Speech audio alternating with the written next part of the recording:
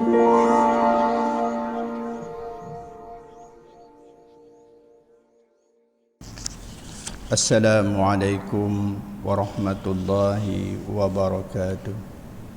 Ila hadratan nabiyina Muhammadin Mustafa Rasulillah sallallahu alaihi wasallam wa li kulli arwahi abaina wa li ummahatina wa li jami'al muslimin wal muslimat sya'ulahumul Fatihah.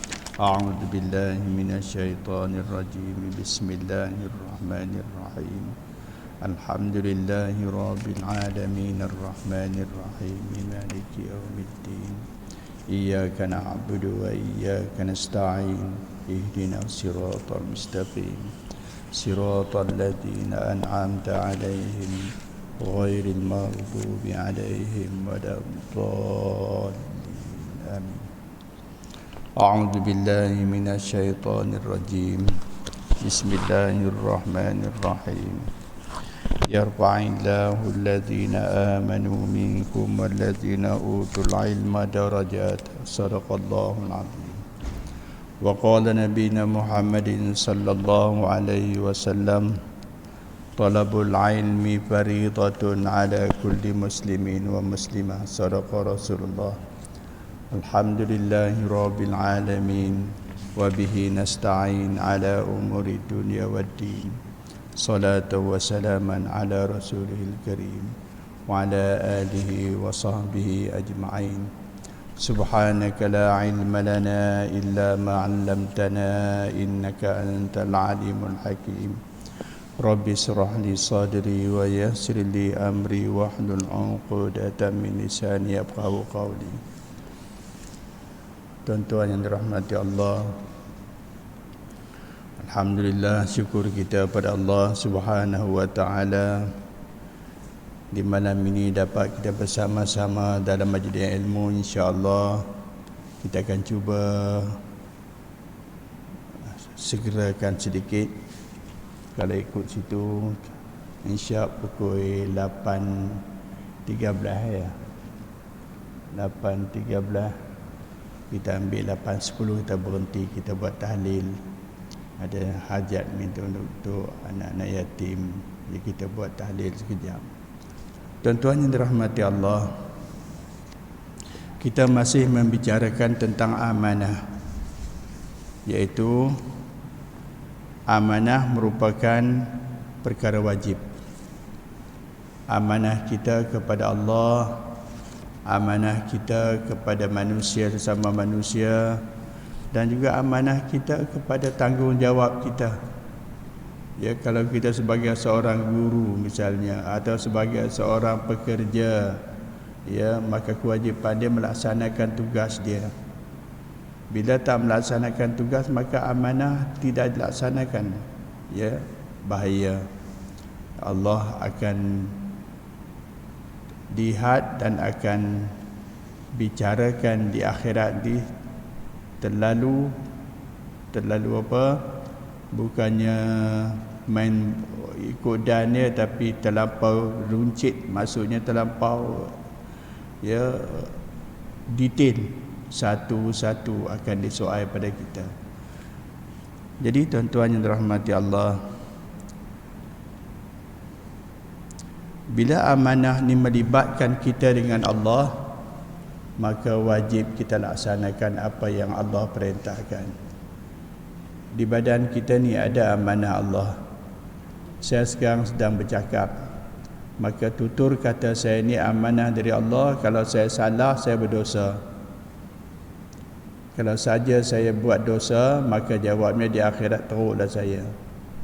Tambah pula bila saya bercakap ni benda yang tak betul, maka orang lain juga tak betul. Tapi yang menerima dosanya yang paling besar ialah saya sendiri. Sebab kalaulah di dalam jamaah kita ada 20 orang, katakan 20 orang yang mendengar berita, di mana saya bagi tahu tapi yang ni betul. Ya, saya kata hari itu, idza qamal 'abdu ila shalah, bila mana bangun saja hamba Allah untuk sembahyang, ya,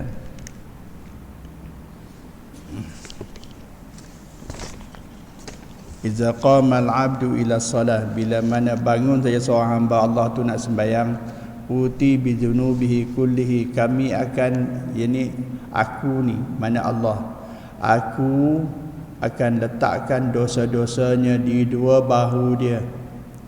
Wa wada'a baina aqibaihi, aku akan letakkan di kedua-dua bahu dia. Falamma raka'a aw sajada, bila mana dia rukuk atau sujud, tatasaqata minhu dzunubah, maka jatuhlah dosa-dosa tadi. Bila? Waktu rukuk, waktu sujud. Setiap kali kita sembahyang ada rukuk, setiap kali kita sembahyang ada sujud. Ya, dalam satu sembahyang sujud tu sampai 2, 4, 6, 8 kali. Rukuknya 4 kali, 8, 9, 10, 11, 12. Ya. Itulah dianya. 12 kali, maknanya jatuhnya banyaknya dosa itu. Kalau 4 rakaat, kalau 2 rakaat, 2 jawabnya, ya, rukuknya 2, sujudnya 4. Itu kedua. Kalau 3 macam kita sembahyang maghrib tadi, sujudnya ada 6, rukuknya ada 2, serukuk ada 3. Jadi 3 campur 6, 6, 7, 8, 9 kali. Kesemuanya tu ya menguntungkan kita. Jadi kesimpulannya, ya, kita mohon pada Allah, ini amanah kita. Kita minta ampun pada Allah. Berbanyakkan kita minta ampun pada Allah. Mudah-mudahan Allah ampunkan segala dosa-dosa kita, dan Allah, ya, gugurkan waktu sembahyang dosa-dosa kita tu. Tapi dosa macam mana? Dosa yang kita dengan Allah. Tapi kalau dosa melibatkan orang, kita minta maaf daripada orang tu. Ya, amanah, katakan apa dia, bila berbendang, amanah kita jaga baris betul-betul, jaga sempadan betul-betul. Ada dia sempadan, dia buat benyai, buat tak tahu, dia buat ikut dan dia aja. Malahan dia cangkui dia belah dia pula. Bila nak buat sempadan, dia bercangkui belah dia, campak ke belakang, ke sebelah orang sana. Mentang-mentang hamba Allah tu tak ada tuan, ayah dia tak ada, dah meninggal, tinggal anak yatim dia. Jadi semua kita letak. Lama-lama, ya, bila dah memproses bendang tadi ni bertahun-tahun, 5-6 tahun sekali berbendang, 2 musim, 2 kali 6, 12 kali dia memproses bendang tu. Sempadan dia bukannya lurus dah mengona dah. Tu jaga-jaga. Itu juga, ya, amanah Allah, kita kena luruskan betul-betul. Ya, topong, bearing betul-betul ujung ke ujung. Dah panggil anak yatim tu, kalau mereka sihat, dah sihat, dah dewasa, supaya sama-sama pakat bagi lurus. InsyaAllah tak ada apa-apa di akhirat ni, selamat. Tapi kalau kita cuba yang ni pun kita curi, ya, hanya dengan cara macam ni kita dapat aku satu apa, dapat lebih kurang 5 gantang, 6 gantang, percuma. Sebab kita gunakan tanah mereka. Jawabnya di akhirat kita kena. Ya, sebab kita tahu, anak-anak tu tak tahu. Kadang-kadang setengah tu pula malas, dia nak bertengkar pak saudara katanya. Kalau bertengkar dengan pak saudara ni, malulah, tak usahlah, kata, biar pilah. Balik rumah bincang dengan mak pun kata biar pilah, nak kata apa. Ya, jaga. Kalau ada unsur-unsur macam tu namanya, ya, rosak dalam amanah. Ya, amanah ni meliputi semua, termasuk tugasan kita. Tugasan kita yang kita minta kerja, kita minta kerja, kita mohon pada kerajaan minta kerja, dapat kerja, kita buat kerja tadi dengan baik, itu amanah. Bila kita laksanakan tugasan kita dengan baik, itu namanya amanah. Tapi bila mana kita melaksanakannya halai-balai dan tukar hala aja, maka sikit sebanyak akan melibatkan dosa pada kita. Itulah keadaan. Itu amanah dalam masalah barang-barang yang mungkin kita dapat nilai dan sebagainya. Dan kadang-kadang juga melibatkan perkara-perkara yang Allah dah sediakan kepada kita. Sebagai contoh, mata, hidung, telinga, tangan, kaki, ya, semua dah Allah sediakan pada kita.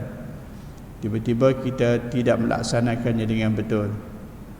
Kaki kita bawa badan kita pi ke pokok empelam.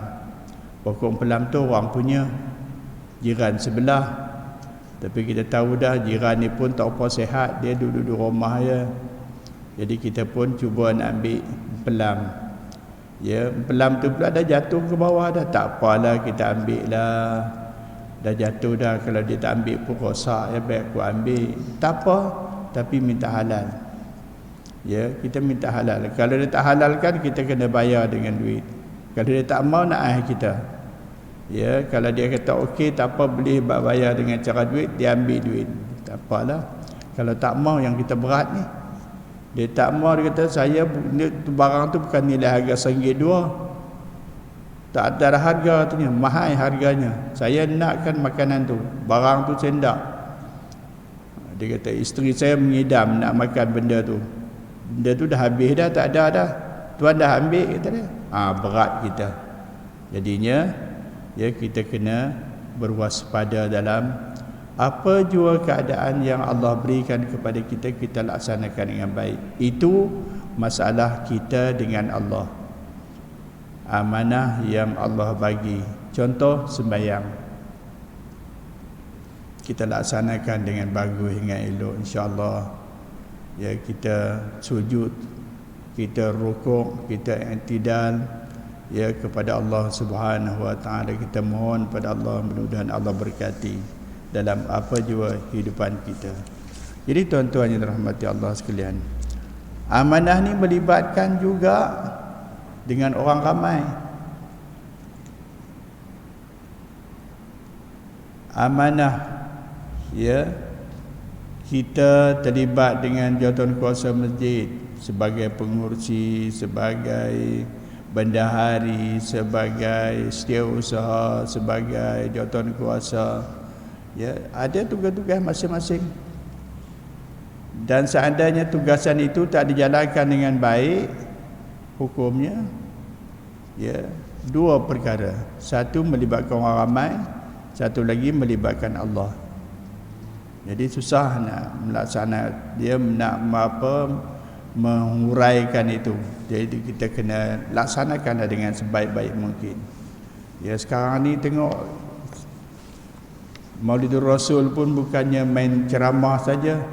Ya, aktiviti-aktiviti yang baik-baik boleh dilaksanakan macam-macam. Ya, untuk mendekatkan jamaah dengan masjid. Ya, buatlah aktiviti apa-apa yang bagus-bagus. Itu pun ya, sempena Maulidur Rasul, sempena Ma'al Hijrah, ya, boleh kita laksanakan macam tu. Sampai ada di masjid-masjid yang mengadakan apa? Gusti tangan. Buat gusti tangan. Tapi rupanya buat macam tu lagi ramai jamaah datang. Anak-anak muda datang ramai. Sebab mereka seronok dengan gusti tangan ni. Tapi kita target kita bukannya yang tu saja. Ajak sembahyang mereka, sembahyang zuhur. Dan akhirnya jamaah bertambah. Inilah ya, sikit-sikit sebanyak kadang-kadang. Macam saya tengok ya, dalam jawatan kuasa yang ada tu, ada yang pandai merancang, melaksanakan apa-apa tugas. Dan yang paling bagusnya pula, orang-orang yang jarang-jarang datang dah mula datang. Tidak, kita terpaksa buat satu majlis. Majlis apa? Ini pun ya juga, ya, kerana amanah kita untuk mengimarahkan masjid. Apa buat? Buat macam tabligh buat. Ajak 5-6 orang kawan, jom kita pergi ziarah rumah kawan ni. Nah, dia ni memang ponteng Jumaat tak mai. Jadi kita pun pergilah mesra, bersembang mesra. Bukan ada apa-apa, sembang mesra. Dia ajak ke masjid, tu je. Jadi mudah-mudahan dia akan insaf. Dia akan datang. Itulah ya baiknya. Kemudian yang lain pula mendengar pasal apa, mereka mai rumah, mereka mai ajak ke masjid. Aku pun risau nanti. Kalau macam tu nanti dia mai rumah aku pula, dia panggilnya aku pun tak pergi juga lagi ni. Jadi timbul perasaan ya, kehadiran ke masjid bertambah. Ya, ada juga bagusnya yang tu pun. Jadi berbagai-bagai yang boleh kita lakukan dalam masalah itu, baru hal masjid, maka sama juga dengan tugasan yang lain.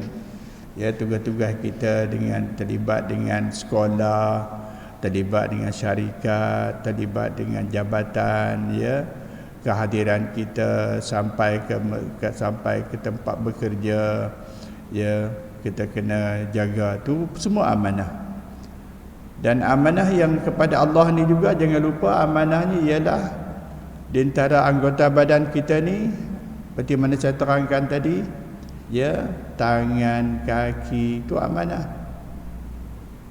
Lagi ada 7 anggota badan kita yang Allah berikan amanah tu. Di antaranya termasuklah mata, telinga, mulut, tangan, kaki, perut, kemaluan. 7 anggota ni bakal mengheret kita ke neraka Allah. Tapi 7 anggota ni juga akan membawa kita ke syurga Allah. Jadi pilih mana ndak. Jadi kalau ndak, jawabnya jalankan amanah.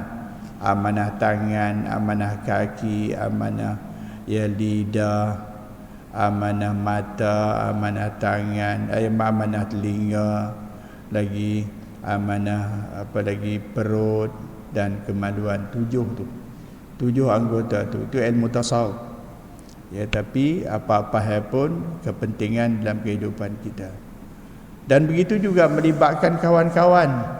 Kadang-kadang kita ada duit, ya, kita simpan ke kawan kejap, ataupun kita bagi pinjam dia. Dia nak pinjam duit 1,000, kita bagilah dia 1,000. Ya, kita buatlah perjanjian. Ya, perjanjian tu mustahak. Ya, kita buat perjanjian sebab banyak pun. Kau takat sekupang 2 tak payahlah. Ya, tapi itu pun ya, kalau nak buat boleh juga. Sebab ini memang perintah Allah. Satu muka surat Allah ceritakan bab hutang ni. Jadi kita ambil, kita tulis, buat perjanjian, kemudian ya cukup tempoh, tu amanah kita, kita bagi pinjam. Dan orang yang bagi pinjam ni pahala lebih. Apa buat? Dituntut dengan cara yang baik, minta cukup tempoh dah. Maka orang ni pula bila cukup tempoh dia kena lunaskan, kena bayar. Kalau tak bayar hukumnya berdosa. Ya, kalau tak boleh juga jumpa kawan tu minta maaf, kata tak dapat nak bayar, minta tangguh berapa hari agak-agak ya untuk membayarnya. Jadi jangan jadikan sebagai hutang macam pusaka. Pinjam-pinjam tak bayar langsung. Benda apa jadi?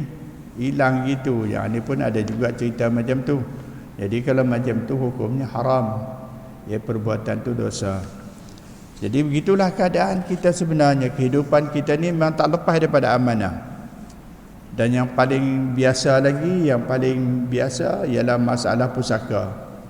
Tanah-tanah pusaka kena diuruskan sebaik mungkin. Diagihkan. Kalau ikut Islam, pengagihan lelaki 2, perempuan 1. Itu biasa. Tapi kalau nak juga boleh diagihkan, katakan sama rata, boleh. Tapi persetujuan daripada pihak lelaki, sebab lelaki patutnya dapat lebih. Kenapa orang lelaki dilebihkan bidang tu? Ada kaitannya dengan masalah penjagaan ayah dan ibu. Siapa yang menjaga ayah ibu? Anak lelaki. Anak perempuan, mereka biasanya bila dah kahwin, mereka terpaksa mereka tertakluk kepada suami. Tapi kalau anak lelaki, dia yang merancang, dia yang melaksanakan tugasan dan kewajipan dia. Siapa yang wajib dijaga? Yang dijaga wajib itu ialah seperti isteri, kewajipan dia jaga, anak-anak itu kewajipan dia menjaga. Ini dia perlu. Itu sebab kita pergi ke Bendang, bawa peralatan nak pergi tanam padi. Kenapa kita bawa peralatan nak tanam padi apa semua ni? Ya, pencerah bendang sebagainya, amanah.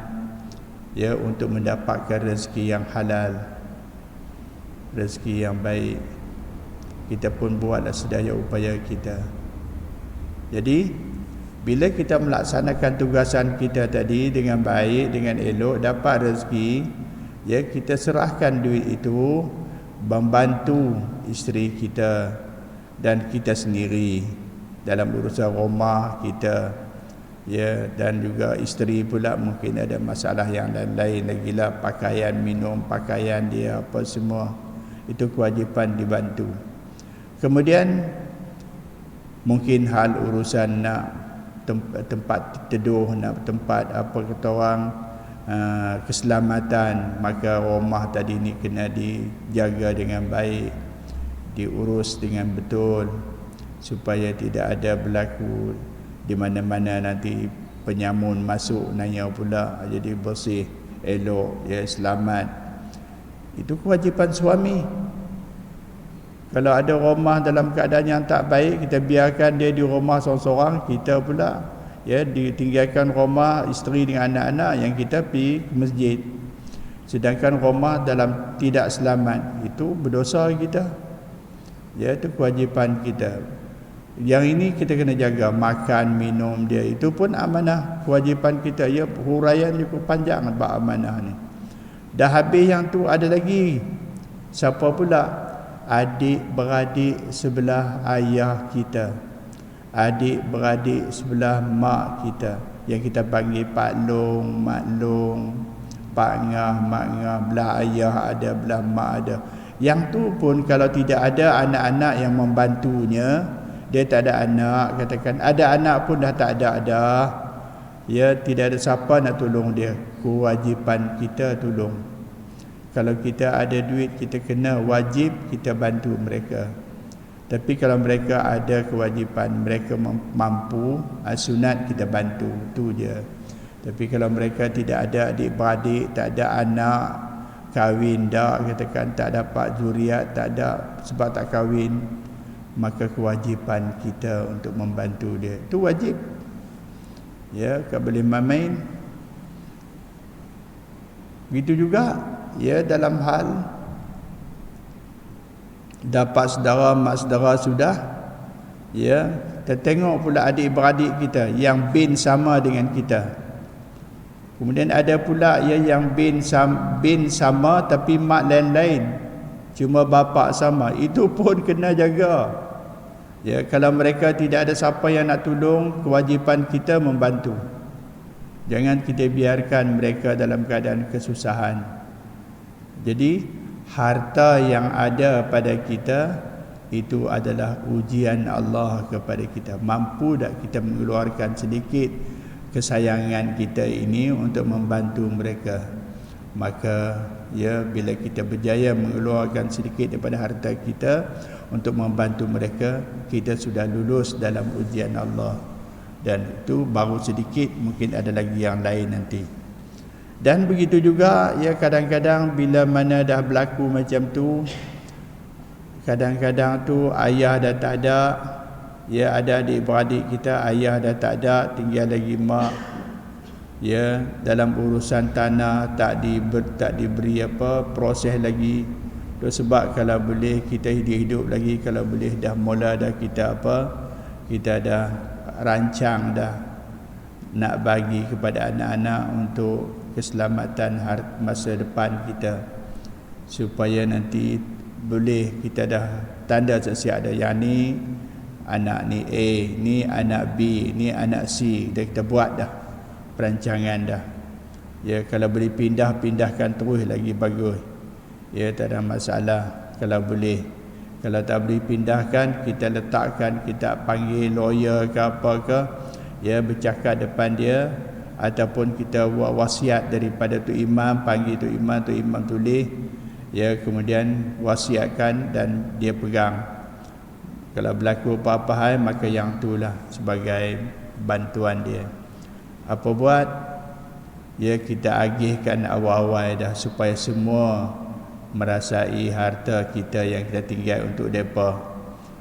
Rumah kat siapa, anak-anak, harta yang lain, anak mana nak dibagi. Ya, kalau ada anak yang memang dah bagus, dah dapat, harta kita pun sedikit tak cukup, ya, kita tak bagi kat dia sebab dia pun dah ada harta dah, tu tak apa juga. Ya, jadi itu namanya hibah. Kita bagi awal-awal, hidup lagi bagi dah. Tapi kalau kita dah mati, Ya, kita dah mati, hanya tinggal wasiat lagi. Kalau ada dalam surat tu ada wasiat, dia kata tanah ni untuk milik si A. Kita tahu dah tu wasiat. Tapi wasiat pun dia tak lebih daripada, ya, tak boleh lebih daripada 2/3. Dia punya pembahagian dia juga. Jadi ya, harta-harta ni pun ya kita agihkan balik elok, mudah-mudahan semua selamat. Yang paling bahaya ni kadang-kadang abang kita ataupun adik-beradik ni, ada yang mati suami dia awal. Ya, abang kita katakan meninggal awal. Ada anak kecil-kecil lagi. Jadi bila anak kecil-kecil, ya, tak cukup umur lagi, maka harta tadi tak boleh dia apa-apakan. Ya, dan dibagi pada isteri pun tak boleh juga lagi. Maka tunggulah anak tu sampai umur 18 tahun atau mungkin 16 tahun. Jadi bila umur dah sampai 18 tahun, barulah diagihkan, dibagi-bagikan. Jadi ada seorang pentadbir dia. Siapa pentadbir? Adik-beradik dia, adik-beradik si mati. Dia pemegang amanah. Itu pemegang amanah.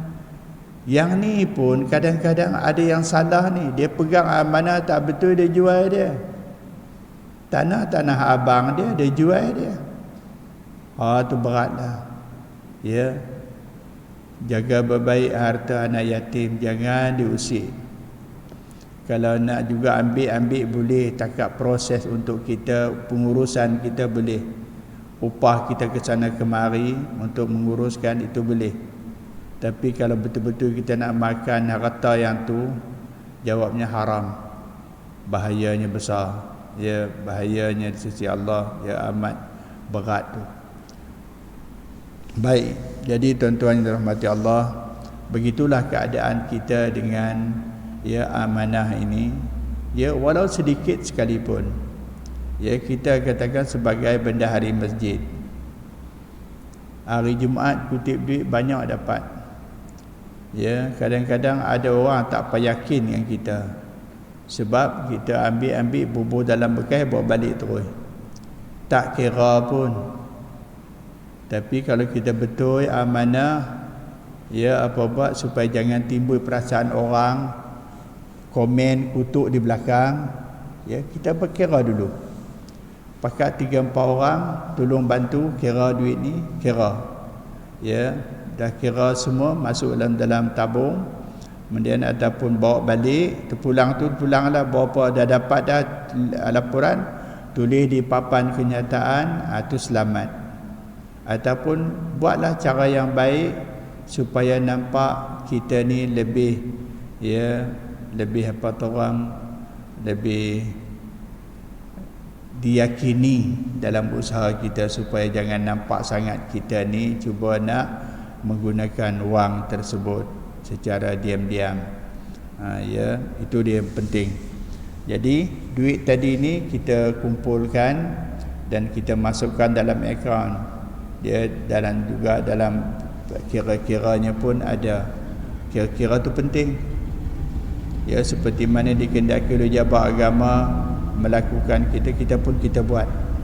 Jadi kita buat melaksanakannya ini pun juga penting. Ya, untuk keselamatan kita dan juga kepada jawatan kuasa. Tidak nanti orang tuduh kita melakukan ataupun membuat tuntutan ataupun melakukan kerja-kerja palsu dan duit digunakan ke lain. Jadi kita pun takut juga yang tu pun. Kerana itu, ya, kewajipan kita yang mana Allah mengatakan innallaha ya'murukum an tu'addul amanati ila ahliha.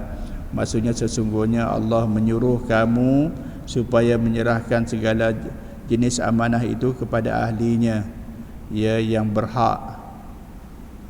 Fa idza hakamtum bainan nas an tahkumu bil adli. Bila kamu menghukum manusia, hukumlah mereka dengan cara yang adil. Ini kalau hakim pula.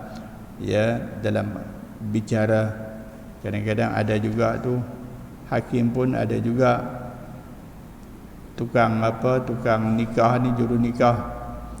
Ya, bila dia menikahkan alih-alih berlaku bergaduh nak bercerai, Ya, bila nak bercerai jangan kita ambil kesempatan.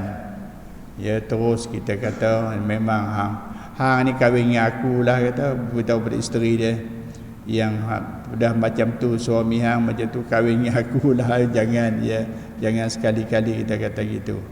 Ya, kita buatlah macam mana betul, rancang dengan cara yang baik, hukum secara yang betul seperti mana yang Allah suruh. Ya, kita adili mereka dengan baiknya, secara adil yang baik. Baik, kemudian apa lagi? Innallaha ni'ma ya'idukum bih innallaha kana sami'an basira. Sesungguhnya Allah menyuruh kamu menghukum dengan adil tadi ini. Sesungguhnya Allah, ya, dengan suruhannya itu memberi pengajaran yang sebaik-baiknya kepada kamu. Sesungguhnya Allah sentiasa mendengar lagi sentiasa melihat. Ya, kita ada perbincangan, misal kata kalau kita nak bercerai-berai pun sebelum pergi mahkamah ada kaunseling dulu. Ada kaunseling, berbincang. Tapi kenalah kaunseling ni kena betul lah. Ya, tapi biasanya kaunseling tu pun di masjid kita pun saya ingat ada. Di masjid pun ada jawatankuasa masjid boleh melantik seorang sebagai kaunselor. Ya, lelaki seorang, perempuan seorang. Kalau berlaku pergaduhan berbagai-bagai, maka cubalah kita damaikan secara yang baik, yang elok. Tujuan kita untuk mengadakan kaunseling ini, tujuannya supaya mereka itu dapat hidup berbaik-baik semula. Bukannya suruh bergaduh, lepas tu kita ambil dia jadikan isteri kita nombor 2. Tu kacau pula, nanti panjang cerita dia pula. Wallahu a'lam. Jadi amanah ni perlu wajib dipelihara dengan sebaik-baiknya dan diserahkan kepada tuannya yang baik-baik. Ya, contohnya macam kadang-kadang kita dah jaga anak tu lama dah, sayang betul ya anak tu, berebut kita dengan anak tu, padahal kan anak kita anak orang. Ya, cuma kita jadikan dia sebagai anak angkatnya, tapi malangnya kita pula dah mengerah nak juga bela dia, padahal mak dia datang nak ambil. Ya, kita serahlah kepada mak dia, biarkanlah mereka. Tapi kalau misal kata ada masalah, ya, kita ada kelebihan wang, kita bantulah. Kalau tak ada tu tak payah. Ya, dalam kewajipan ni. Ayat ini Allah Subhanahu Wa Taala mengkhabarkan bahawa Dia memerintahkan untuk menunaikan amanah kepada ahlinya, ya, kepada yang berhak. Hal itu mencakupi seluruh amanah yang wajib bagi manusia. Semua amanah. Apa saja amanah, amanah dalam kerja, amanah dalam makan. Dalam makan pun ada amanah. Pi kenuri, ya, kenuri arwah katakan, atau kenuri, ya, kita ambil makanan, amanah. Apa buat, tengok kalau ada makanan yang haram jangan kita ambil. Ya, kadang-kadang ada juga orang-orang yang jenis, ya, dihidangkannya makanan, minuman arak pun ada contoh, ya. Tapi sekarang tak ada lah, dulu-dulu ada. Ya, minum je lah kondak, tapi ya, kita tak ambil yang tu. Itu amanah. Amanah diri kita kepada Allah Subhanahu Wa Taala. Jadi kita tak ambil. Begitu juga, ya, sahabat-sahabat yang lain, bila dia makan makanan tadi ni, pastikan makanan itu tidaklah sampai, ya, syarhu ta'am, mana makanan yang melampau, melebihi daripada makanan had, ya, agak sedang, ya. Jadi bila kita makan agak sedang, tidak ada masalah timbul dalam masa makan, tak adalah rasa nak sengkak perut, tak kenyang dan sebagainya. Ya, jadi bila kita makan agak sedang, senang kita selesa kita. Nak sembahyang pun boleh. Ya, kalau buka puasa dengan tarawih. Bila kita buka puasa makan banyak, tarawih mengantuk. Tarawih susah. Ya, tapi kalau makan agak sederhana, insya-Allah tarawih senang, ya.